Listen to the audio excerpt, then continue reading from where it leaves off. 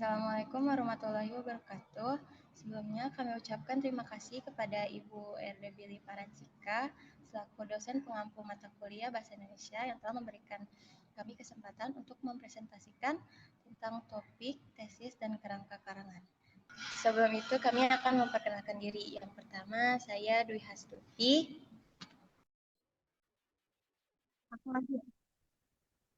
Saya Susiana Sasari. Saya Husna Ajatur Rahmah.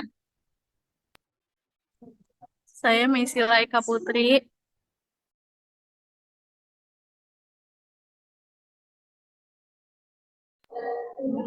Saya Nasa Salimah Zahra.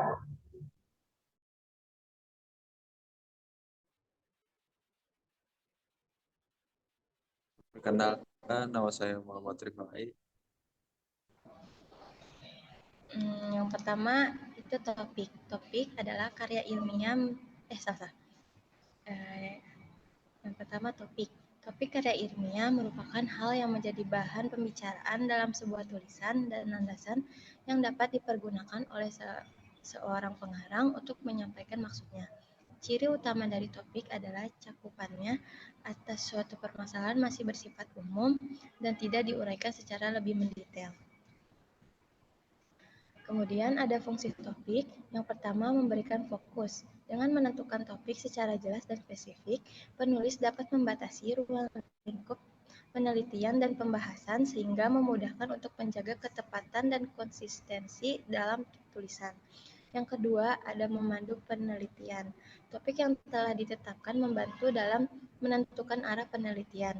Yang ketiga, mendorong kedalaman penelitian. Dengan memfokuskan perhatian pada topik tertentu, penulis dapat melakukan penelitian secara lebih mendalam. Yang keempat, memfasilitasi komunikasi ilmiah. Topik yang jelas dan terdefinisi dengan baik memudahkan dalam komunikasi antara penulis dan pembaca. Yang terakhir, memberikan kontribusi pada pengembangan ilmu. Melalui penelitian dan analisis yang dilakukan terhadap topik tertentu, karya ilmiah dapat memberikan sumbangan pada pengembangan ilmu pengetahuan dan profesi tertentu. Kemudian selanjutnya ada faktor yang harus diperhatikan. Ini siapa dah?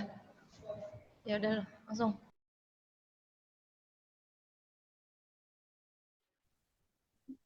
Faktor yang harus dipertimbangkan saat memilih topik. Satu, topik harus memiliki relevansi yang layak untuk dibahas.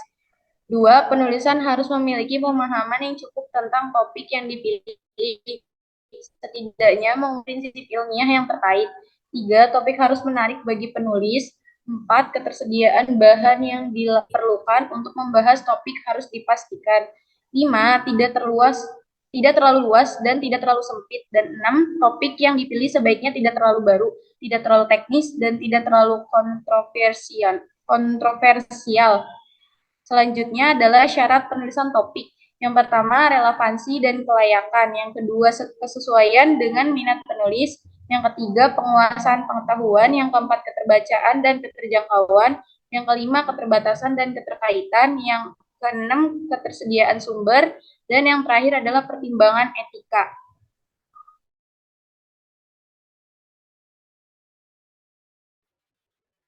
Tesis adalah pernyataan singkat tentang maksud dan tujuan penulis atau bisa disebut pengungkapan maksud. Tesis merupakan pernyataan utama atau argumen inti yang menjadi fondasi sebuah karangan ilmiah. Tesis berfungsi untuk mengomunikasikan ide pokok atau sudut pandang yang akan dibuktikan dan dipertahankan oleh penulis melalui karya tulisnya.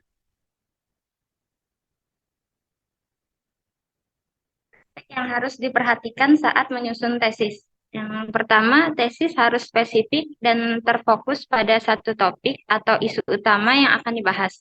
Kedua, tesis harus dapat dibuktikan atau didukung dengan argumen-argumen yang kuat dan bukti-bukti yang valid dari sumber-sumber terpercaya. Yang ketiga, tesis harus relevan dengan topik atau permasalahan yang dibahas dalam karangan.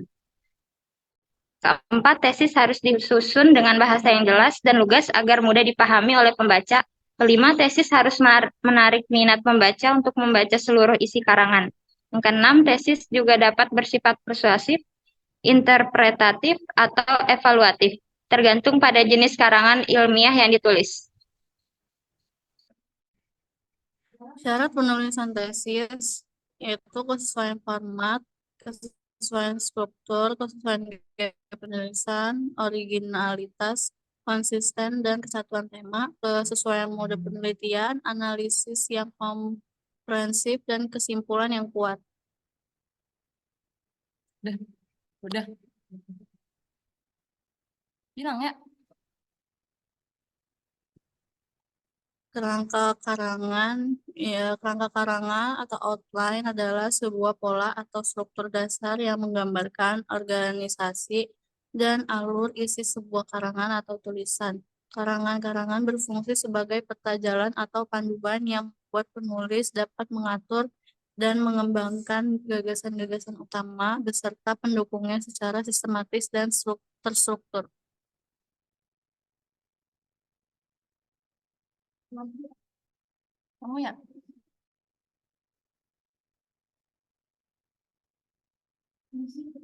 Fungsi kerangka karangan itu memudahkan pengelolaan susunan kerangka karangan agar teratur dan sistematis, hingga memudahkan penulis dalam menguraikan setiap permasalahan. Tiga, membantu menyeleksi materi penting maupun Udah.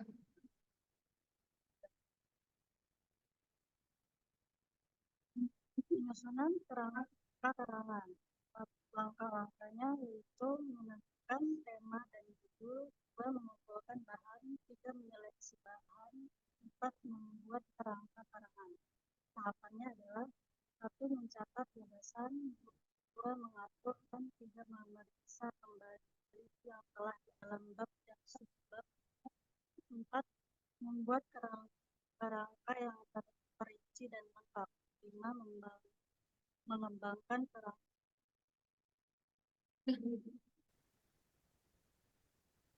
Syarat tulisan 1. Kesesuaian dengan topik, kesesuaian dengan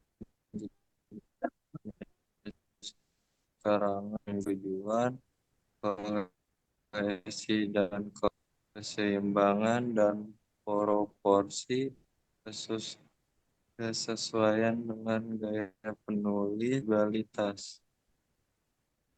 Fungsi kerangka karangan bagi pengarang. 1. Karangan-karangan akan mempermudah karangan penulis karangannya dan dapat pengarang mengelola suatu ide sampai 2 kali serta mencegah pengarang keluar dari saran-saran yang sudah ditetapkan. 2. Kerangka karangan akan membantu pengarang mengatur atau menempatkan kalimat yang berbeda-beda di dalam karangannya. 3. Bila karangan telah rapi tersusun, berarti separuh karangannya sudah selesai. Karena semua ide sudah dikumpulkan, dirinci, dan diruntuh dengan teratur. 4. Karangan merupakan miniatur dan Udah ya, keseluruhan habisnya karangan. kan ya?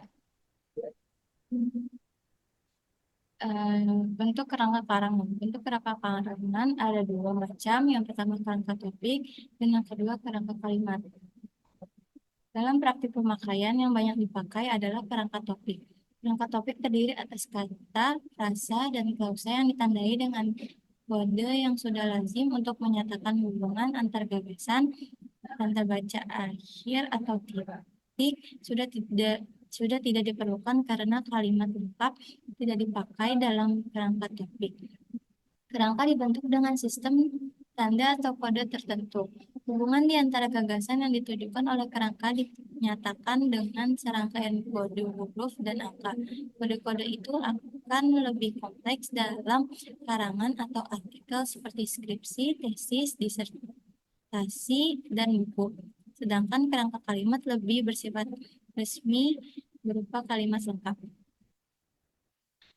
Pola dalam penyusunan kerangka karangan ada dua pola terpenting yang dipakai untuk menyusun karangan-karangan, yaitu pola alamiah dan pola logis. Pola alamiah disebut alamiah karena penyusunan unit-unit bab dan subbabnya memakai pendekatan alamiah yang esensial yaitu ruang atau tempat dan waktu. Pola kedua dinamakan pola logis karena memakai pendekatan berdasarkan jalan pikiran atau cara berpikir manusia yang selalu mengamati sesuatu berdasarkan logika atau masuk akal atau tidaknya. Penyusunan kerangka karangan yang berpola alamiah mengikuti keadaan alam yang berdimensi ruang dan waktu, maka urutan bab dan subbab dalam pola ini terbagi dua, yaitu urutan ruang atau spasial dan dua urutan waktu atau temporal. Urutan ruang adalah pola penguraian yang menggambarkan keadaan suatu ruang dari kiri ke kanan, dari atas ke bawah, dan seterusnya. Sedangkan urutan waktu adalah penguraian atau rangkaian peristiwa secara kronologis. Urutan ruang dipakai untuk mendeskripsikan suatu tempat atau ruang, umpamanya kantor, gedung, stadion, lokasi, atau wilayah tertentu. Kemudian yang terakhir kesimpulannya. Dalam menghasilkan karya tulis ilmiah atau karangan yang berbentuk, penulis perlu memperhatikan 3 elemen penting, yaitu pemilihan topik yang tepat, penyusunan tesis yang relevan, dan pembentukan kerangka karangan yang jelas. Topik merupakan isu utama yang menarik dan sesuai dengan minat penulis. Tesis harus jelas, spesifik, dan dapat dibuktikan dengan bukti yang valid. Kerangka karangan berperan sebagai peta jalan yang menggambarkan alur isi secara terstruktur. Hal ini membantu penulis mengatur gagasan secara sistematis dan membimbing pembaca melalui alur pemikiran dengan mudah. Dengan memahami pentingnya topik, tesis, dan kerangka karangan, penulis dapat menghasilkan karya berkualitas yang memberikan kontribusi positif bagi bidang yang difokuskan. Mungkin itu saja presentasi dari kami. Kurang lebihnya mohon maaf. Assalamualaikum warahmatullahi wabarakatuh.